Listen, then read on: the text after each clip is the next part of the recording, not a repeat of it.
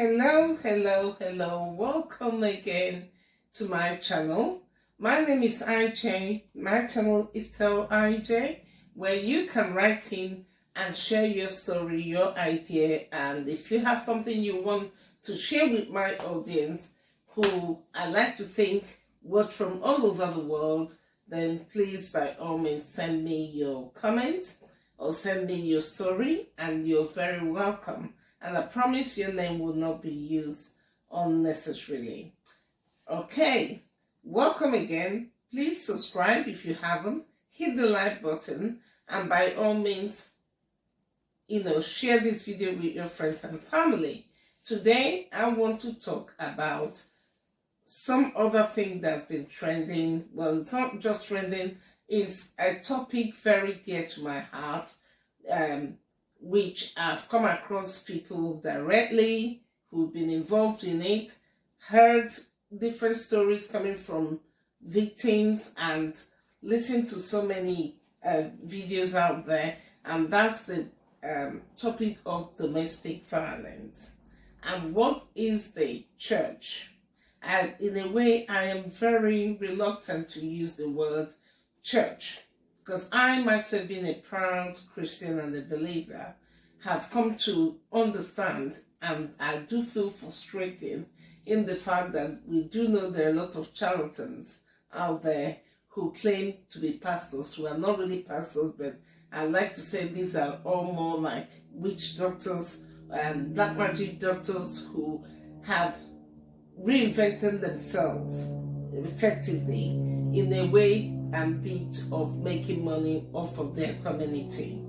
But let's talk about domestic violence, because recently there was another video trending, about a very unfortunate situation of this lady. I don't want to capitalize, like it seems like every Tom, Dick and Harry making video just for the clouds or whatever.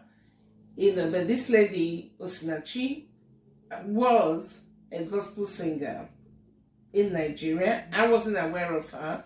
And before that, I've come across so many other videos from the United States, from Asia, all different things. And like I said earlier, a few people in my own close friends where people seemingly have been involved in domestic violence.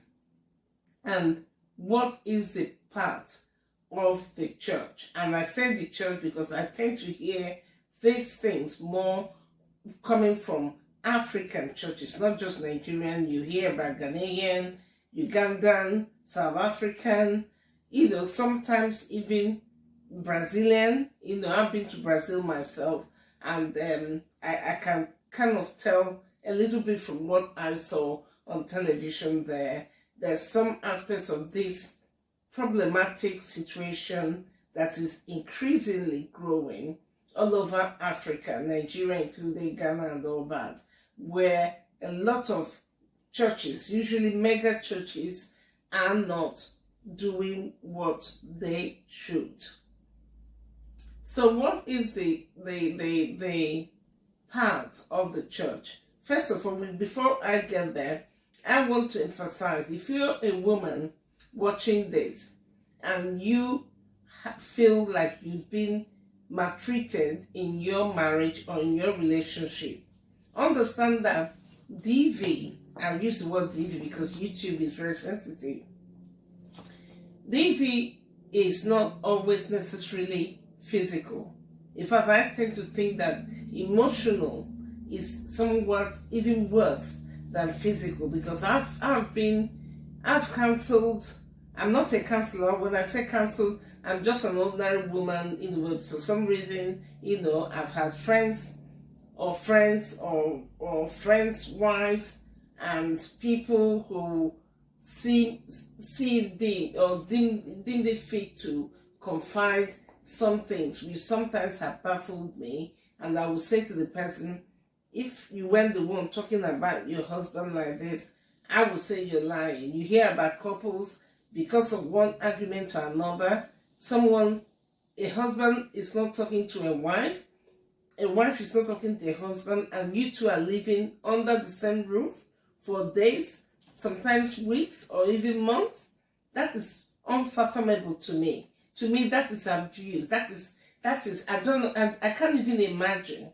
Because even as an individual, if you have a child, say your own child, you know, I like to think as a mother, you raise a child to learn to communicate and not carry grudges. How much more someone who's supposed to be your spouse, who's supposed to love you, cherish you, look after you.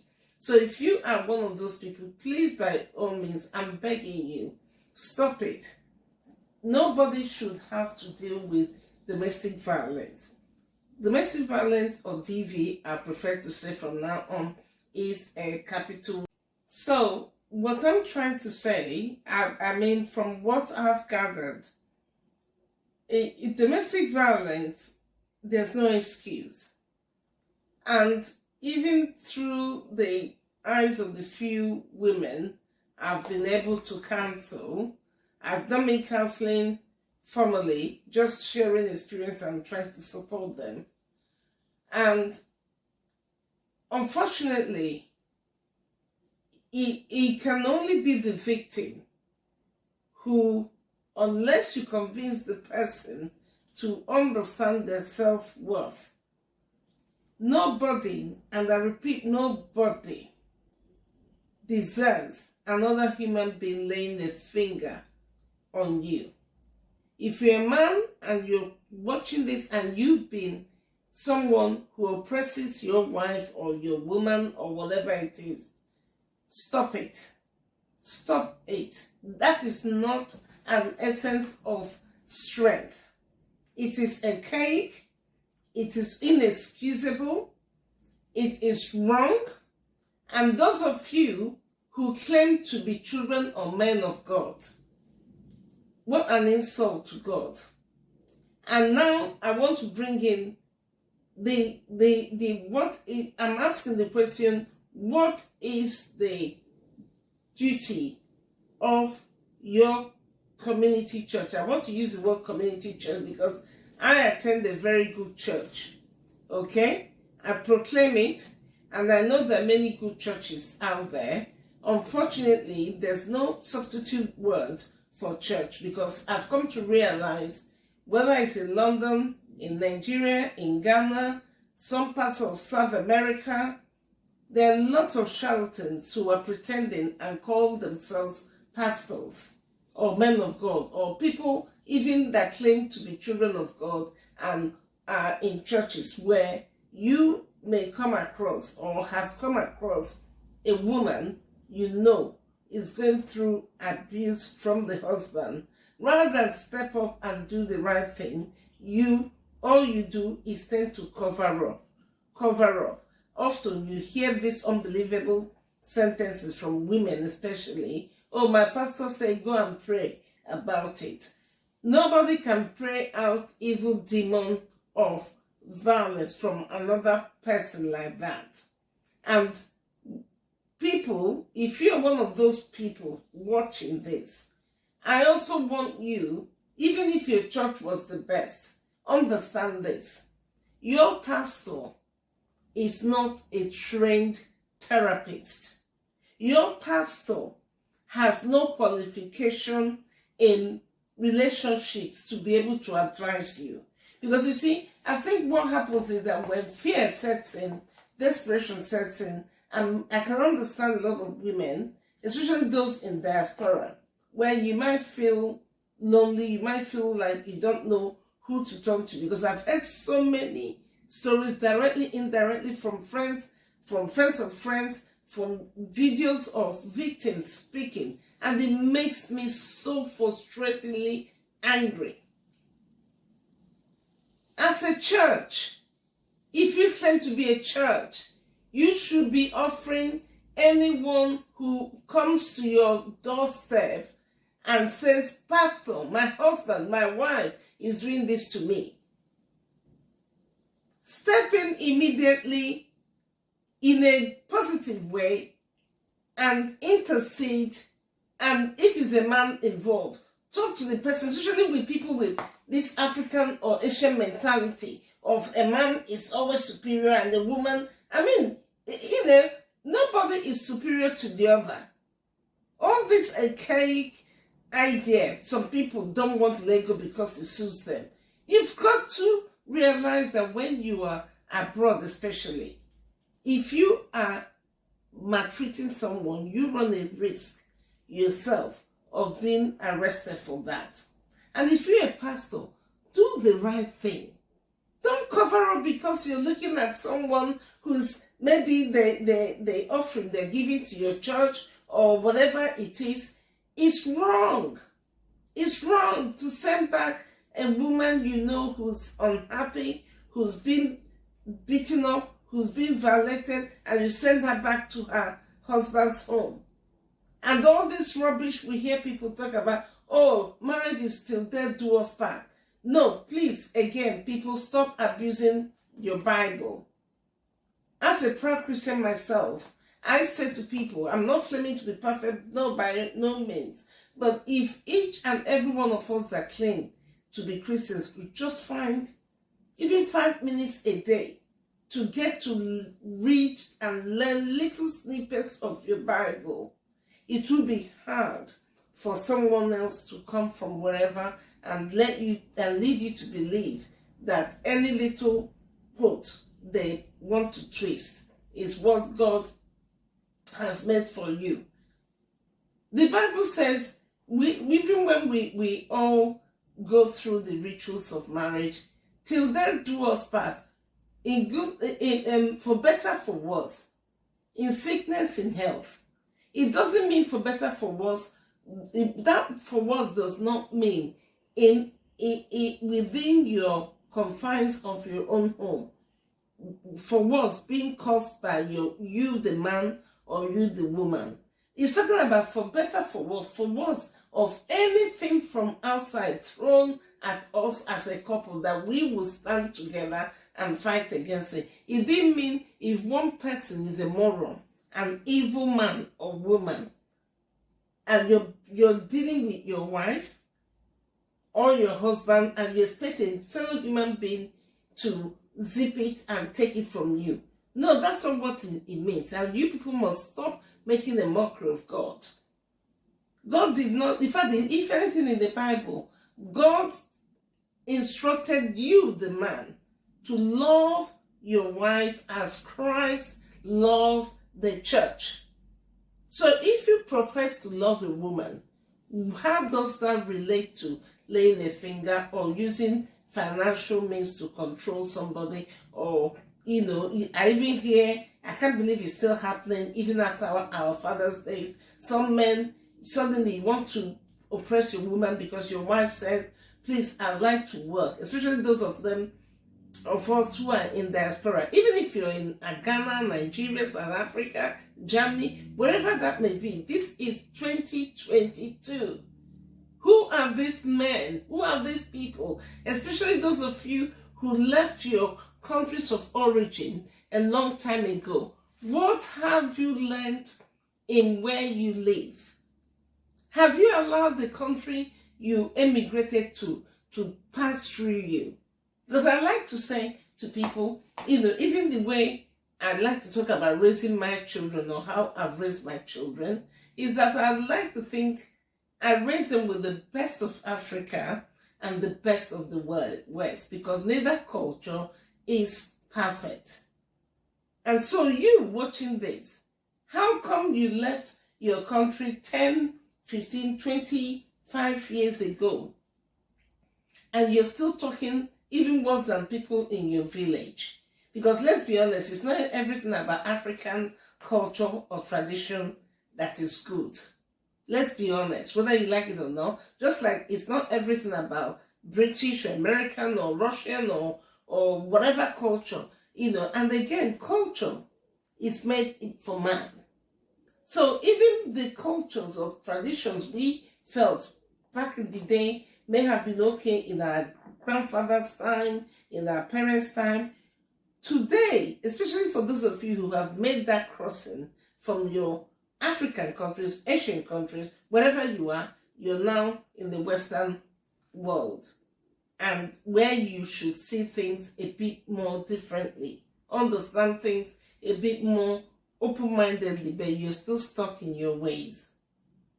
What does that say for you? What kind of children are you trying to raise? If you think your children, because they are not able to talk to you, they are hearing and seeing how you're treating their mother. I'm not saying there are not men who are oppressed, but forgive me, and this stands because of the high number of women. I keep referring to women. You have no right, absolutely no right, touching or pressing another human being. You are the husband. You are obliged, even God holds you accountable, to cherish that woman, love her like Christ loved the church.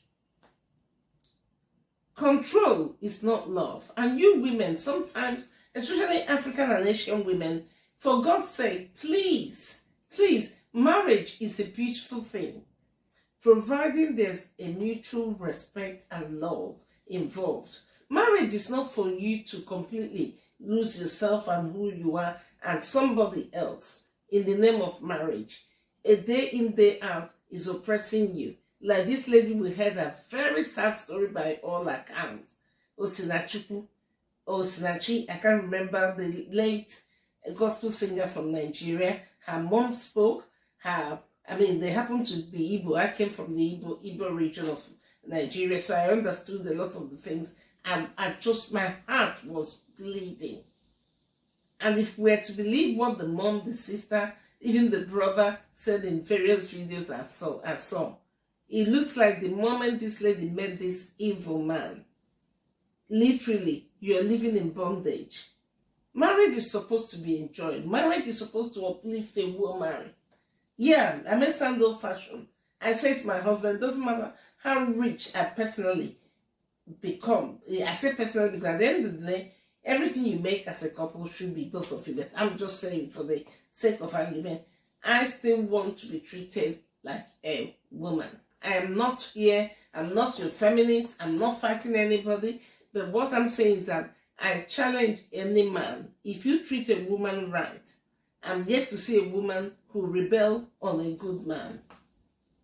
And you men, if whoever you are watching this, please, even if your father, or it was the way your father treated your mother, many of us in this generation, I'm in my early 50s, and I've always said it long before I had children. I'm grateful to my parents. No parent or grandparents were ever perfect. But I like to think that many of us, especially those of you that claim to have traveled or be exposed or educated, to try to do things a little bit differently and better than our parents did. There's nothing wrong with that, and we hope our children will learn from us and do something even better. And therefore, going back to the churches, please, if you are a member of, I hear a lot of stories about African churches, mega churches, especially in London, in Nigeria, in Ghana, which is why a lot of people, I included, I deliberately keep away from certain new kind of things that I don't understand. They call themselves churches. I'm a proud Anglican, and I'm a born again and a great believer in Christ, my Savior. And if you're a believer, you learn to read the Bible yourself. You learn to build a relationship between you and God. Trust me, it will be harder for somebody outside who claims to be a pastor that should be saving a woman who is in distress, a woman who needs your help. Instead, you send her back to that place. And often, from what we've come to realize, the church often takes the side of the man. And I hate using the word church because this is not the kind of church I attend. In fact, most Western churches don't just mention anything negative. The church will be there to pick you up, support you, help you, direct you. But in African ones, I hear it time and time, it's not hearsay. People directly victims that have given their own testimony. A couple of people even wrote in. And it's hard to believe that the same people that claim that a church should be somewhere you, as a victim, should be able to go and seek help, seek support, and that someone who claims to be a man or woman of God should actually do the right thing. How these people can pretend and keep on calling the name of God, that you're doing all the wrong things, all using God's name in vain. Only God knows how you sleep at night. And please, if you're a victim, stop going or running to your pastors. Your pastor is not a trained therapist. He's not a trained relationship expert. He's not a trained psychologist. If you're having a problem in your marriage and you cannot confide in someone close by, if you're in the UK, anywhere in the world, Google it, put in, DV help for women, DV help for men. You're bound to find links that will lead you somewhere, someone that will help you in that situation. Don't remain in your church or worried about what people will say, because this is another thing I hear a lot in African communities, and it drives me mad. I am a great lover of marriage. I love everything marriage. I've been, in fact, some of the best time of my personal life is being married to my husband. So when I say, and I know it doesn't come lightly, but I want you watching this, if you are not in a good place, to understand marriage is not a do or die. It shouldn't be. In fact, the fact that you're married, that man should be making your life sweet. That man should be making you the queen of the castle. Castle can be your 1 bedroom, can be your 5 bedroom, it can be your 100 bedroom, but a man that loves you should be able to treat you with love, respect, and dignity. Therefore, if you know that things are getting worse and you're there suffering in silence because you're worried about people who may not even be thinking of you, or what will our church people say, or what will this, please, women, snap out of it. We're in 2022. I'm not saying go crazy. Every issue in a marriage leads to divorce. No. I like to think that you would have tried to reason, tried to solve things, and if it comes to a place where somebody's laying their hands on you or maltreating you, your mental state is questionable, you need to ask yourself if remaining in that situation is what you want your children to learn. Because believe it or not, children may not say much to you, especially the way many of you or us Africans, I mean, I like to think my kids are more open with me, but I'm still strong when I hear even those that have lived abroad 10 years, 20 years, you hear their grown children, you realize some people have carried the same bad habits from Africa, where your children are not even able to communicate how they feel with you, and you think just because you and your husband are doing whatever you're allowing him to do to you negatively, that your kids are not there learning. No, be the example you want your child to be.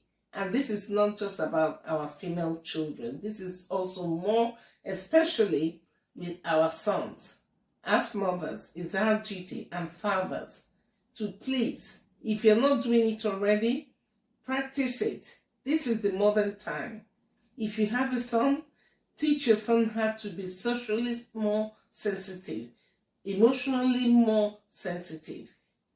It's okay to express their feeling. It's okay even if they feel like crying. It's okay to say, I love you. It's okay to be vulnerable. It's okay to love and let someone love you. Contrary to all that rubbish they used to talk about, to be a man in Africa or Asia or such countries or continents. Please, mothers, teach your boys to be the man you wish you would have married. Okay? So, and also for your daughters, if you are staying in a DV situation and not taking a stance, you are also telling your daughter it's okay to allow someone treat you anyhow. And mothers, wives, that is wrong. And if you're so-called pastor and you call yourself a true pastor, because some of you know you're charlatans, some of you know you're not real, you're just abusing the trust other people in your community are putting into you. If you're a true man of God or woman of God, or you serve in that church, whether you're in Germany, Spain, US, London, Abuja, Accra, whatever, Johannesburg, if you see a man or woman who's been abused, do the right thing. Do not insult God and claim to be a child of God, and you stand by and see a fellow human being being maltreated. And if you cannot arouse that compassion in you, try and put yourself in that situation and ask, if this was my brother or my sister, what would I do? I like to think you wouldn't let, no matter what your brother or sister has done, you can never, if you're a normal human being, stand back and see your brother or sister go through hell. That would be most callous, because even Jesus gives us grace, even when we don't deserve it. Anyway, on this note, what I just want to ask is, what is the part, or what do you think is the part of the church where a church is aware of domestic issues between a man and a woman at home? Please drop me your comments, and if you have any suggestions or you want to share a story that concerns you personally, and I promise your name and photo will not be revealed, please write in to me and I'll be very glad to share it and see what we can learn and unlearn, because this channel is all about sharing our stories, sharing our views, and learning from other people how we will do things differently.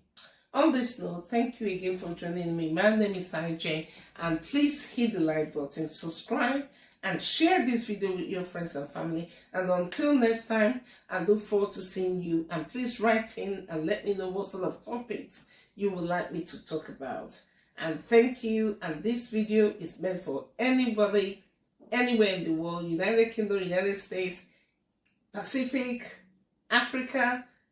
I like to hope. And when you write in, please let me know where you're writing from, because these are all issues that affect all of us, irrespective of your color, your culture, or your tradition. Thank you again, and see you on the next video. Bye-bye.